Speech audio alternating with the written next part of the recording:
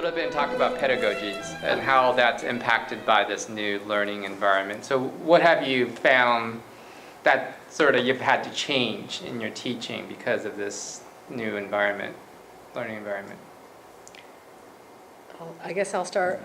Since I just started it this semester, I have run into a number of things that were surprising because I know now I can't just take an assignment that worked great in the classroom and then just try to put it, online. I have to make some adjustments, but I guess the first thing I should say is that I am using PB Works, which is a free wiki space, as my classroom management system, more or less. And so that has worked out well for me. I have a link that's just assignments, and so students can go in, get started ahead of time if they want, and I put everything up there, so there's no coming back saying, you weren't available, we don't have enough class time, I didn't know what I was supposed to do. It's always there.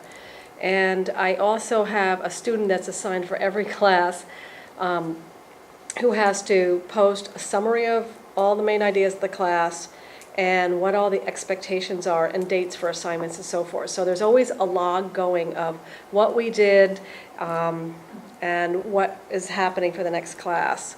And I also have a link that I call resources.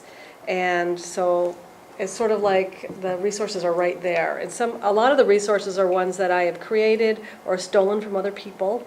But so that's worked out.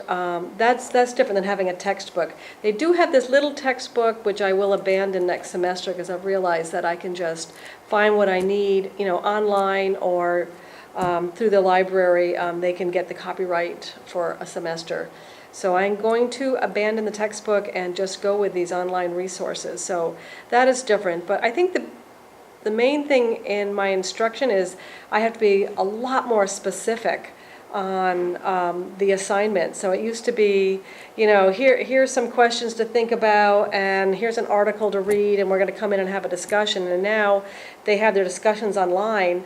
They have to get together before the class ends and say, okay, we're all going to work on this on Sunday. Otherwise, one kid puts up all the answers and the other ones are just sort of coming in at the last minute with not anything too substantive.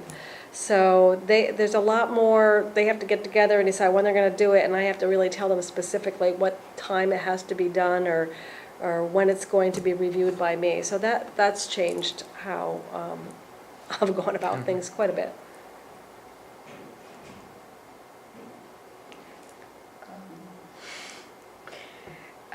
I guess pedagogy. I think I better explain this, like why I got interested in this perspective, try this adventure to begin with, is I kind of lost faith in this lecture format totally. So for math, it's not like writing or literature. We don't have a lot of discussion in classroom. So when I go into the lecture, I pretty much play the role of a talking textbook. Like I write the definition, I write the theorem, I do the examples, and I try to make my examples different from those in textbooks. But sometimes I really wonder a lot of time, like, why do I have to be the talking textbook? Why can't they just read the textbook or watch the YouTube videos? Like, what contribution do I add to their education? So I think in this format, what I imagine like I would do is I would have more personal conversation with my student, like really like which part like this student get confused on. I'll talk to ideally. It's probably not gonna really happen, but at least a smaller group, like I can spot 5 students having the same misunderstanding. I would correct their misunderstanding rather than just broadcasting the correct understanding over and over again, which doesn't sink into anybody really. So that's what I see the most difference would be. So can you explain really quickly? So in terms of, so you're saying you don't believe that the lecture model is working well, and so in this blended proposed course, how does that work? Is there no more lecture? They just take. Yes, our format, we don't have lecture at all. Okay. So they would do the basic skill building part and read basically the old way is to read textbook, but they don't really have to read the text. They can watch the video, they can get it in any other format, but they do need to gain that knowledge and skill, do that part. And what I envision the instructor do will like a monitor or director, like behind the scene, like tell them this is what you need to do, this direction you need to go, and if the instructor spots some people having trouble with certain concept, certain point, they will intervene. Online or in person? Well, it could take either form. I don't think conversation online or face-to-face conversation, I think it could achieve the same goal. Like, So the idea is that students would get the core content through the online environment, and then when they come to a discussion section, that's where they get sort of the problem-solving, Yes. individual attention and issues. Okay. Yes. But individual attention doesn't have to be restricted to the discussion section only, right? Like They can do it on yeah. email or discussion forum. I don't have to show up for lecture 3 days a week. I don't have to write lecture notes. What do I do with my time? Yeah. So, like, maybe 2 hours of the day, I will look through my stats from my software, like, what are they doing? Do they have trouble? Are they in trouble? So does that, as an instructor, how does that fundamentally change your role? I mean, you talk about now, you're asking like, what's the purpose of my role in a traditional lecture course? So in this role, what do you see as the fundamental? I would see the instructor would really, the whole philosophy is much more student learning centered rather than what I want to say. I would say it's more what my students need to hear. Then I'll say it. I'll tell them what they need to hear. Instead I just say what I think should be saying, and hopefully some of them will sink in. Good question. What about if, say, the students maybe the person who's talking is saying, okay, from this we get this, it probably jumps maybe a few steps, and then the students got a question, how do you move from this to this? Yet if you like, it was like a face-to-face instruction, you're going to, I was going to ask, so we are claiming that this is this, how? And then in that way, you're probably going to answer me, but in an online situation or maybe in a videos, kind of, I don't know, it's going to be possible. So OIPP decided to go with online conferencing software, Adobe Connect. That's the one they chose. And that one has whiteboard, screen sharing, like video conferencing, file sharing, everything. So you can use a mouse or a stylus, just write whatever, like for math, we like to write a lot.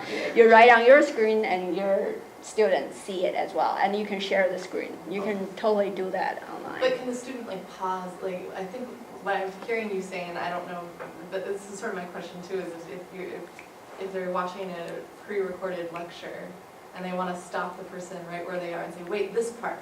Whereas maybe by the time it's ended, it's hard for them to pinpoint what part it was that they got lost in, afterwards, and say, by the way, it was at 1 minute 53 seconds in the lecture that I got lost. Is that what you foresee students doing?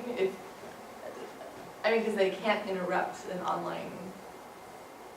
The Adobe Connect allows the ability to record, so everything is recorded while it's happening, and also I would say that all the videos, they can control this. It is a So it'd be like a real-time thing where a student could somehow contact the instructor.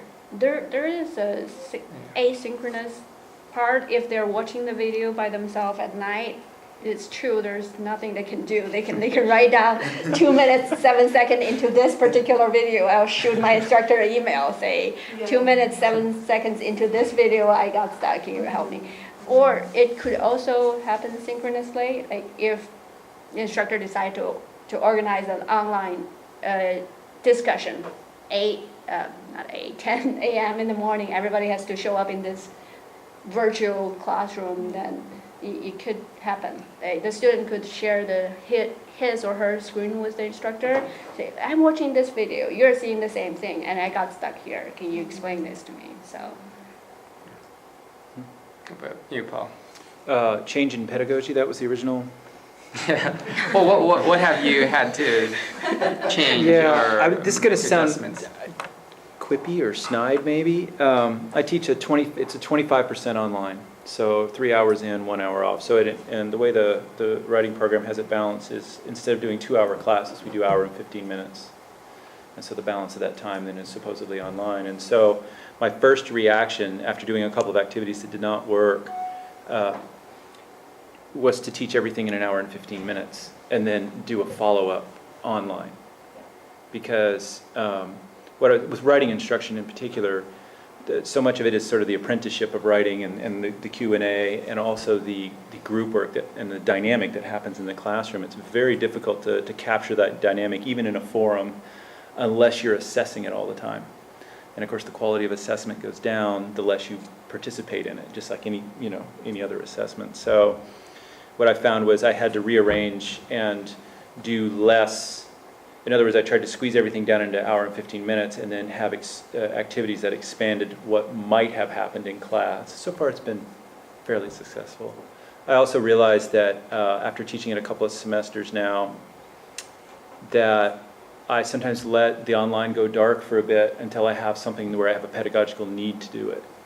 So in a way, it's almost like I downsized my time in class, doing more with less. Isn't that what's happening right now with the economy? And then when I find a pedagogical need to do something, then I'll create an activity for it.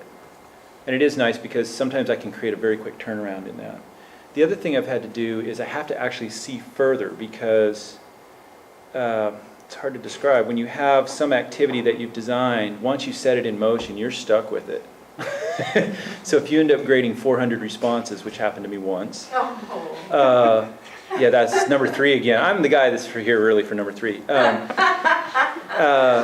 But when you get stuck grading 400 responses and you realize I can't do this again, now you've got to retool everything. Well, that impacts what happens in the classroom, which then impacts, because you only have 1 hour and 15 minutes, you have no more.